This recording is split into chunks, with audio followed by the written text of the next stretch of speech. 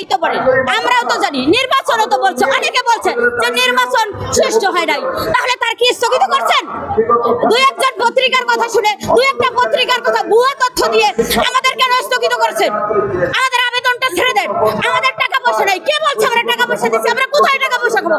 আমরা non MPO শিক্ষক, আমরা 1 টাকা পাই না। আবার যাচাই বাছাই, আমাদের কিসের যাচাই বাছাই? যাচাই বাছাই তো হয়ে গেছে, ব্যান বেচে যাচাই বাছাই হয়েছে। আপনি আবার দেখেন যে ব্যান বেচে কি করছে, নীতিমালা আছে কিনা। সব প্রতিষ্ঠানে নীতিমালা আছে। আমি জানি, আমি একজন আমার প্রতিষ্ঠান সব দিক দিয়ে ফিট।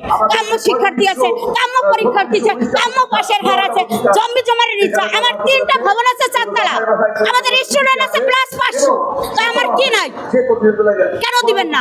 মাননীয় প্রধানমন্ত্রীর কাছে আমার অনুরোধ, স্যার আপনি দয়া করে আমাদের স্থগিত করা আবেদনগুলোর ঘোষণা করেন, আমরা বাড়িতে চলে যাই। আমরা আর এখানে থাকতে চাই না, আমরা স্কুলে যেতে চাই, আমরা শিক্ষকদের আমরা স্টুডেন্টদের পড়াতে চাই।